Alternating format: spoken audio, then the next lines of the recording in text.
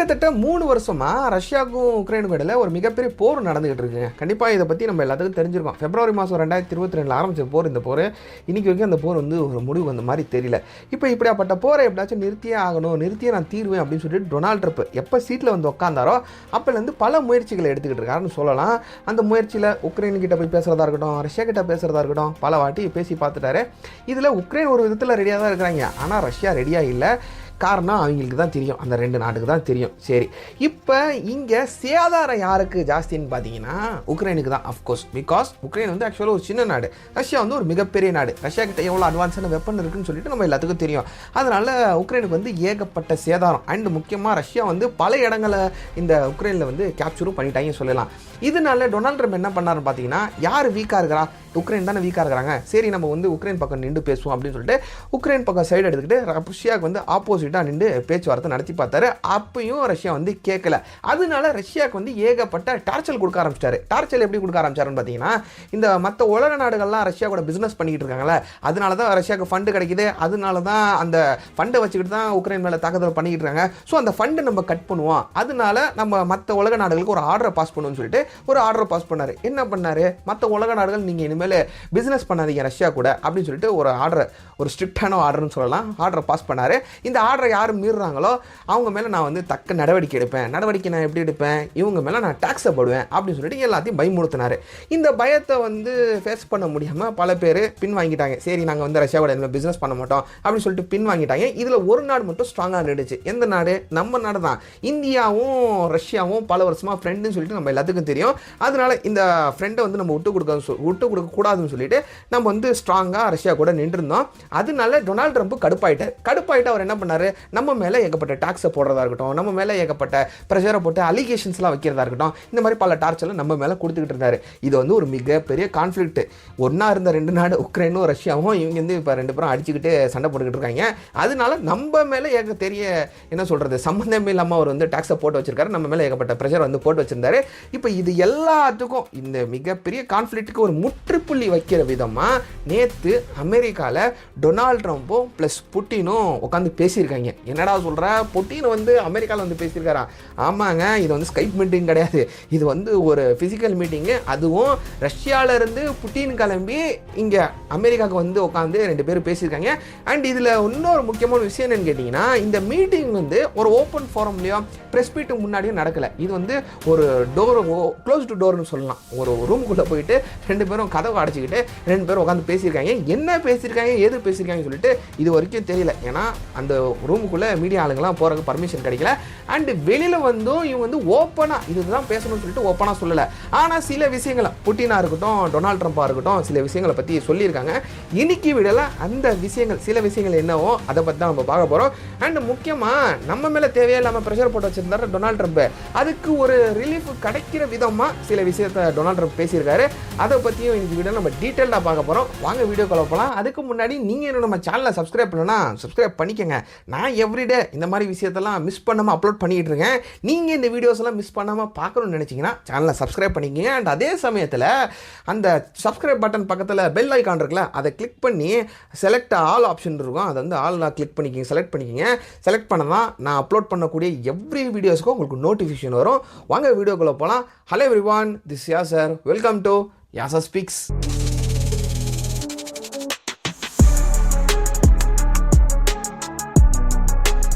ஆக்சுவலாக இந்த மீட்டிங் எங்கே நடக்குது, எப்போ நடக்குதுன்னு பார்த்தீங்கன்னா, அமெரிக்காவில் இருக்கக்கூடிய அலஸ்கா அப்படின்னு சொல்லப்படக்கூடிய ஒரு ஊரில் நடக்குது. ஆக்சுவலாக இந்த அலஸ்கா வந்து இப்போ தான் அமெரிக்காவுக்கு சொந்தம். ஆனால் இதுக்கு முன்னாடி சோவியத் யூனியனுக்கு தான் சொந்தமாக இருந்துச்சு. வேர்ல்டு வார் 2 நடந்துச்சுல, அதுக்கு முன்னாடி வரைக்கும் இப்போ இருக்கக்கூடிய ரஷ்யா, அப்போ இருக்கக்கூடிய சோவியத் யூனியனுக்கு அப்போ அதுக்கு தான் சொந்தமாக இருந்துச்சு. அது ஏதோ ஒரு காரணத்துக்காக விற்று விட்டாங்க. அது என்ன காரணம், ஏது காரணம் சொல்லிட்டு நான் தனியாக ஒரு வீடியோ போடுறேன். நான் வந்து கண்டென்ட்டை விட்டு எங்கேயோ போயிட்டுருக்கேன், கண்டென்ட்டுக்குள்ளே வருவான்.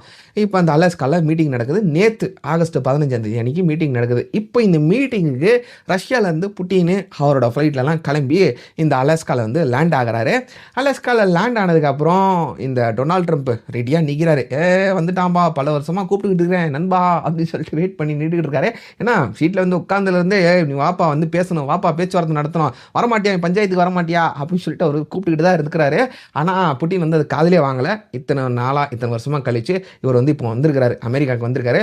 வந்த உடனே டொனால்ட் ட்ரம்ப் ரொம்ப சந்தோஷமாக வரவேற்கிறார். இருக்கிறாரு. இந்த ரெட் கார்பெட்டெல்லாம் போட்டு வச்சுருக்காங்க. அந்த ரெட் கார்பெட்டெல்லாம் போய் நின்றுக்கிட்டு டொனால்ட் ட்ரம்ப் கையை ஒரு 20 மீட்டர் இருக்குன்னு நினைக்கிறேன், 20 மீட்டருக்கு முன்னாடியே ரெடியாக நிற்கிறாரு கையை கொடுக்குறதுக்கு.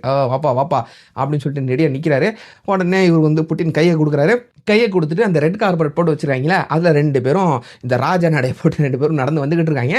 நடந்து வரும்போது டொனால்ட் ட்ரம்ப் இங்கே ஒரு விஷயத்தை பண்ணார். என்ன பண்ணாருன்னு பார்த்தீங்கன்னா, இந்த B2 பாம்பர் இருக்குல்ல, ஈரான் மேலே ஒரு தாக்குதலை பண்ணார்ல, அந்த B2 பாம்பரை மேலே வந்து பறக்க விட்டார். B2 பாம்பர் plus F-22 F-20 fighter jet அதெல்லாம் பறக்குது. இது எதுக்கு பறக்க விட்டாரு, என்ன பறக்க விட்டாரு சொல்லிட்டு எனக்கு தெரியல. ஏதோ மிரட்டுறாரா, எங்ககிட்ட B2 பாம்பர் இதை பார் மேலே இருக்குது பார் அப்படின்னு சொல்லிட்டு புட்டினை மிரட்டுறாரா, எதுக்கு பறக்க விட்டாருன்னு தெரியல. ஆனால் அது வந்து பறக்குது. பறந்து முடிஞ்ச அந்த டைமில் கூட அப்படியே கிராஸ் பண்ணி போகுது, தலைக்கு மேலே கிராஸ் பண்ணி போகுது.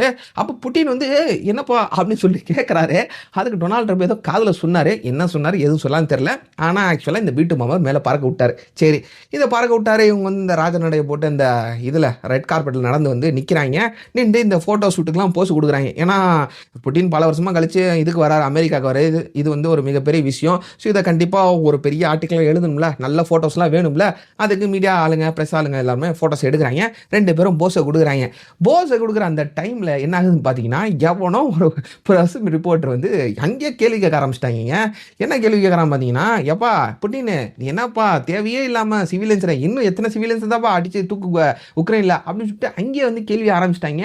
கேள்வி ஆரம்பித்தோடனே புட்டின் என்னப்பா அப்படின்னு சொல்லிட்டு என்னமோ அப்படியே இக்னோர் பண்ணுற விதமாக காது கேட்கல அப்படின்னு சொல்லிட்டு போயிட்டாரு. அசால்ட்டாக இக்னோர் பண்ணிட்டாரு. அதுக்கப்புறம் ரிப்போர்ட்டர்லாம் விலகுறாங்க. விலங்குனதுக்கு அப்புறம் இங்கே தான் ஒரு பெரிய ட்விஸ்ட் ஒன்று நடக்குது. என்ன ட்விஸ்ட்னு பார்த்தீங்கன்னா, இப்போ வெளிநாட்டிலேருந்து ஒரு பிரசிடென்ட் வராருன்னா அவருக்கு ஒரு தனி காரு, அவருக்கு ஒரு தனி இந்த சோல்ஜர்ஸ்லாம் இருப்பாங்கல்ல, கார்ட்ஸ்லாம் இருப்பாங்க, அவங்களாம் வருவாங்க. ஆனால் இங்கே என்ன நடந்திருக்குன்னு பார்த்தீங்கன்னா, கார்ட்ஸ் எல்லாம் வந்திருக்காங்க. ஆனால் புட்டின் வந்து தனியாக ஏதோ ஒரு காரில் போகல, இவர் வந்து டொனால்ட் ட்ரம்போட கார்லேயே ஏறி போகிறாரு. டொனால்ட் ட்ரம்ப் தான் கூப்பிட்றாரு, நண்பா வாப்பா காரில் நம்ம காரில் போகலாம், சூப்பரான சொகுசு காருப்பா அப்படின்னு சொல்லிட்டு ஏற்றுறாரு. அவரும் புட்டின் வந்து ஏறிக்கிறாரு. இதுதான் ஒரு பெரிய விஷயம். ஏன்னு கேட்டிங்கன்னா, இப்போ புட்டின் வந்து எதுக்கு வராரு, பேச்சுவார்த்தைக்கு வராரு, என்ன டின்னர் சாப்பிட வராரு. இப்போ இந்த புட்டின் தான் ஏகப்பட்ட தாக்குதலை வந்து உக்ரைன் மேலே பண்ணிட்டு இருக்காரு. ஸோ இதை பேச்சுவார்த்தை பண்ணி இதை முடிச்சு வைக்கிறேன்னு சொல்றது யாரு, டொனால்ட் ட்ரம்ப். அந்த ஒரு டொனால்ட் ட்ரம்போட கார்லேயே இவர் வந்து அசால்ட்டாக ஏறி போறாரு.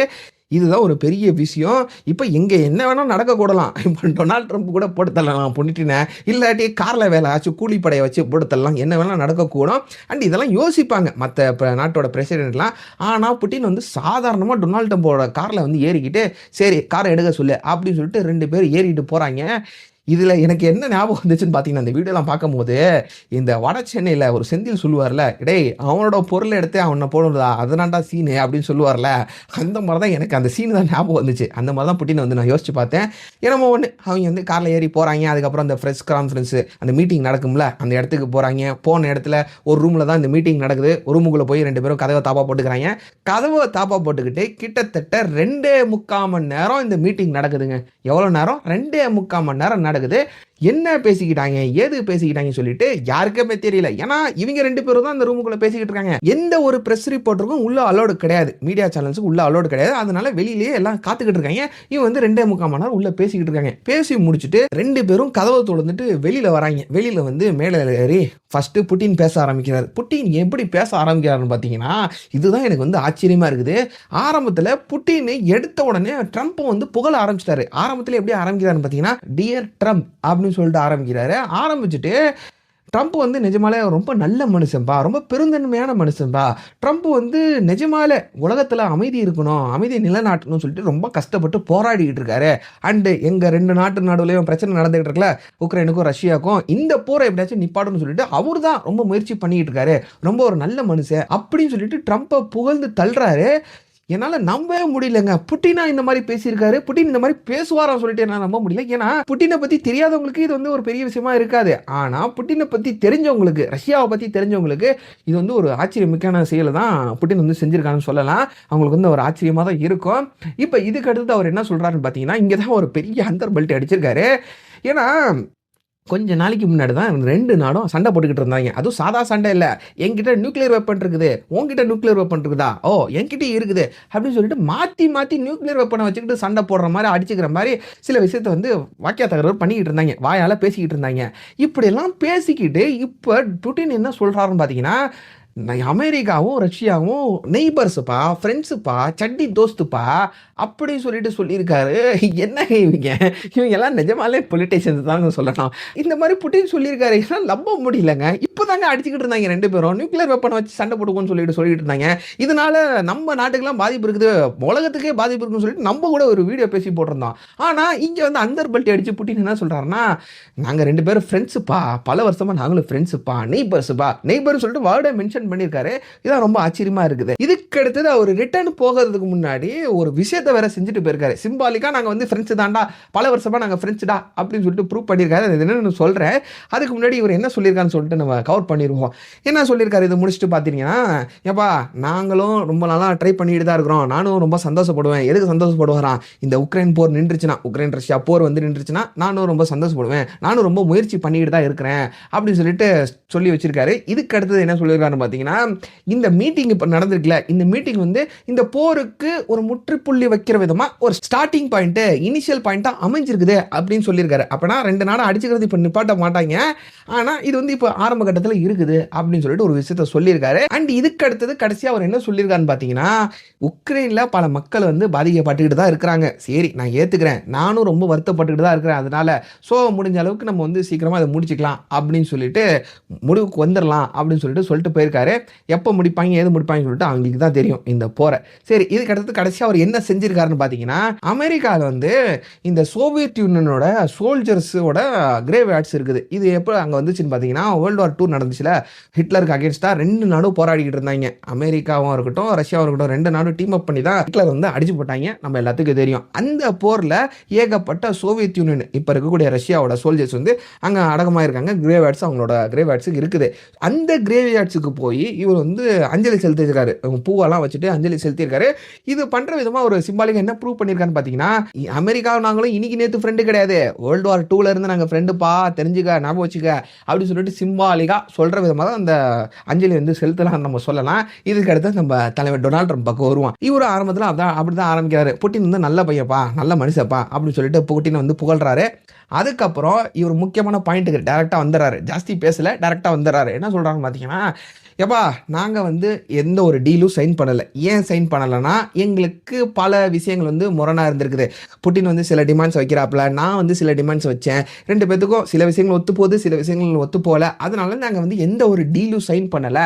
அண்டு நான் வந்து எந்த ஒரு டீலும் சைன் பண்ண முடியாது. பிகாஸ் இந்த பிரச்சனை வந்து உக்ரைனுக்கும் ரஷ்யாவுக்கும். உக்ரைன் வந்து உட்கார்ந்தாதான் இந்த பிரச்சனையை வந்து தீர்த்து வைக்க முடியும். அண்ட் உக்ரைன் வந்து இந்த இடத்துல இல்லை. இப்போ இந்த பேச்சுவார்த்தை நடந்து முடிஞ்சிருக்குல்ல, இதை முடிச்சுட்டு நான் வந்து உக்ரைன்கிட்ட போய் பேசுகிறேன் அப்படின்னு சொல்லிட்டு ஒரு விஷயத்தை டைரெக்டாக மென்ஷன் பண்ணியிருக்காரு.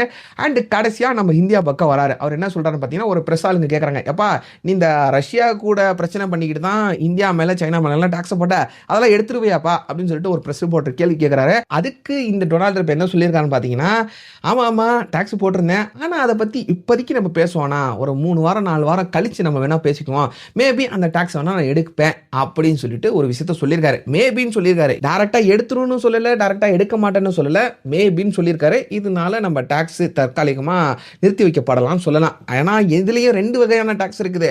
ஃபர்ஸ்ட் டாக்ஸ் அவர் போட்டது வந்து 25%. எதுக்கு போட்டார்னா, ரஷ்யா கூட ஃப்ரெண்ட்ஷிப்பாக இருந்ததுக்கு அது ஒரு காரணம். ஆனால் நம்ம நாட்டுக்குள்ள அக்ரிகல்ச்சர் ப்ராடக்ட்ஸ், அமெரிக்காவோட அக்ரிகல்ச்சர் ப்ராடக்ட் வந்து விற்கணும்னு பார்த்தாரு. அதுதான் ஒரு முக்கியமான காரணமாக வச்சிருந்தாரு. அதுக்கு தான் அந்த 25% டாக்ஸ் போட்டாரு.